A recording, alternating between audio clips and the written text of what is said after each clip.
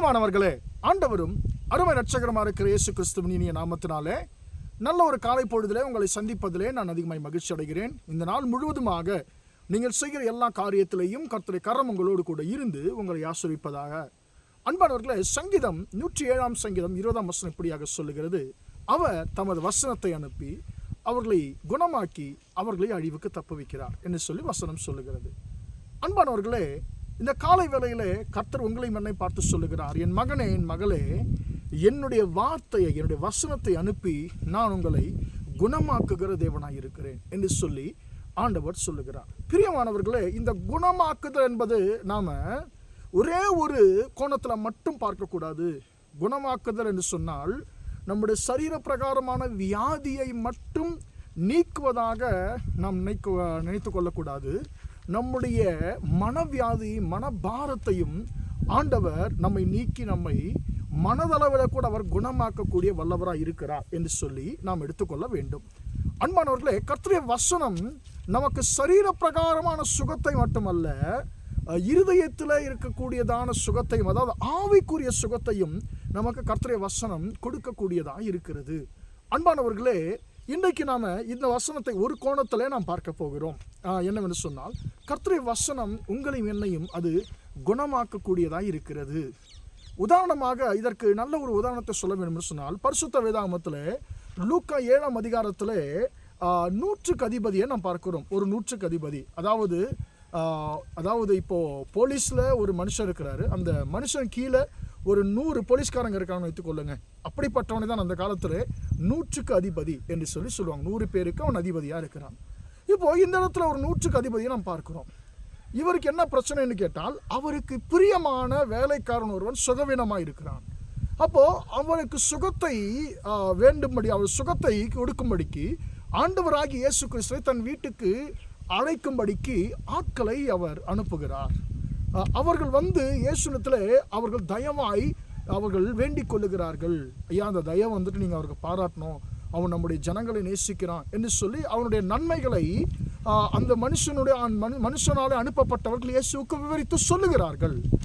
அன்பானவர்கள், ஆண்டவராகிய இயேசு கிறிஸ்து கூட அவர்களோடு கூட அந்த 100க்கு அதிபதியின் வீட்டுக்கு பயணப்பட்டு வரும்பொழுது, வீட்டுக்கு கிட்ட வரும்போது மீண்டுமாக ஒரு சிலரை அனுப்புகிறான். அந்த 100க்கு அதிபதி அனுப்பி, ஆண்டவரே, எனக்கு உம்முடைய முகத்தை பார்க்க எனக்கு தகுதி இல்லை, நீர் என்னுடைய வீட்டில் அடியெடுத்து வைப்பதற்கு என் வீட்டுக்கும் தகுதி இல்லை, அதனால் எனக்கு உம்முடைய வார்த்தையின் மேலே எனக்கு மிகுந்த விசுவாசம் உண்டு, நீங்கள் இருக்கிற இடத்துல நீங்கள் இருந்து கொள்ளுங்க, உம்முடைய வார்த்தையை மட்டும் அனுப்புங்க, ஒரே ஒரு வார்த்தை சொல்லுங்க, அப்பொழுது என்னுடைய வேலைக்காரன் சுஸ்தமாவான் என்று சொல்லி ஆண்டவராகிய இயேசுவிடத்தில் வேண்டிக் கொண்ட பொழுது இயேசு அவருடைய விசுவாசத்தை கண்டு ஆச்சரியப்பட்டாராம்.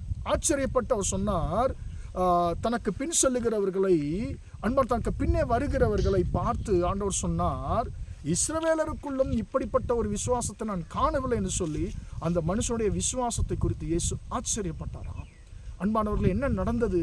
அவன் விசுவாசித்தபடியே ஆண்டவராகிய இயேசு கிறிஸ்து அவர் இருக்கிற இடத்திலிருந்து தம்முடைய வல்லமையுள்ள வார்த்தை அனுப்புகிறார், அவன் சுகமாகட்டும் என்று சொல்லி. அன்பானவர்களே, அந்த வார்த்தை அந்நேரமே ஆண்டவராகிய இயேசு கிறிஸ்து அந்நேரமே அவர் சொன்ன அந்த நேரமே அந்த வார்த்தை, இயேசுவின் வார்த்தை போய் அந்த வேலைக்காரனை சுகமாக்கினதை பார்க்கிறோம். அன்பானவர்களே, இன்றைக்கு அந்த வார்த்தை எங்கே இருக்கிறது? நம்முடைய கரத்தில் இயேசு அந்த வார்த்தை கொடுத்திருக்கிறார்.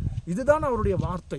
அன்பானவர்களே, இந்த வார்த்தை நம்மை குணமாக்கக்கூடியதாக இருக்கிறது. இந்த வார்த்தை நம்முடைய வாழ்க்கையை மாற்றக்கூடியதாக இருக்கிறது.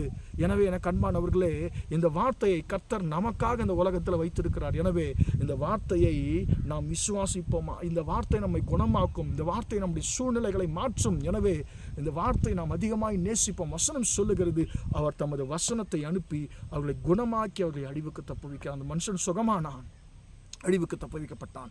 இன்றைக்கு கர்த்தர் உங்கள் சூழ்நிலைகள், நீங்கள் எப்படிப்பட்ட சூழ்நிலைகளை இருந்தாலும் ஆண்டவராகிய இயேசு கிறிஸ்து உங்கள் வாழ்க்கையிலேயும் அவர் ஒரு மாற்றத்தை, தம்முடைய வார்த்தையினாலே மாற்றத்தை அவர் உண்டாக்க விரும்புகிறார். உங்களையும் குணமாக்க விரும்புகிறார். உங்கள் சூழ்நிலைகளை கர்த்தர் மாற்ற விரும்புகிறார். எனவே நாம் இந்த வார்த்தையை நாம் பிடித்துக் கொள்வோமாக.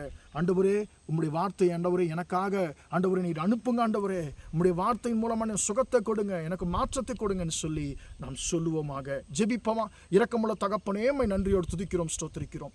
இம்மட்டுமாக அந்த வார்த்தைகளை கேட்ட முடிய பிள்ளைகளை ஆசீர்வதியும் ஆண்டவரே. அவர் தமது வசனத்தை அனுப்பி அவர்களை குணமாக்குகிற அந்த வார்த்தையின்படி ஆண்டவரே, அப்பா ஸ்தோத்திரம் ஆண்டவரே. உம்முடைய வார்த்தையின்படி தகப்பன் ஆண்டவரே, உம்முடைய பிள்ளைகளை சுகமாக்குவீராக. உம்முடைய பிள்ளைகளை அழிவுக்கு தப்புவிக்கும்படியா ஜெபிக்கிறேன் இயேசுவின் நாமத்தினாலே. உம்முடைய பிள்ளைகள் எப்படிப்பட்ட சூழ்நிலையில் இருந்தாலும் அவருடைய கடினமான சூழ்நிலைகள் உம்முடைய வார்த்தையினாலே மாறட்டும் என்று சொல்லி ஜெபிக்கிறேன் இயேசுவின் நாமத்தினாலே. இந்த நாள் முழுவதுமாக உம்முடைய பிள்ளைகள் செய்கிற எல்லா காரியத்திலேயும் உம்முடைய கரம் கூட இருந்து அவர்களை ஆசீர்வதிக்கட்டும் என்று இயேசுவின் நாமத்தில் ஒப்புக் கொடுத்து ஜெபிக்கிறேன் ஜீவனுள்ள நல்ல பிதாவே. ஆமென் ஆமென். பிரியமானவர்களே, கர்த்தர் உங்களை ஆசீர்வதிப்பார். Praise the Lord, praise the Lord.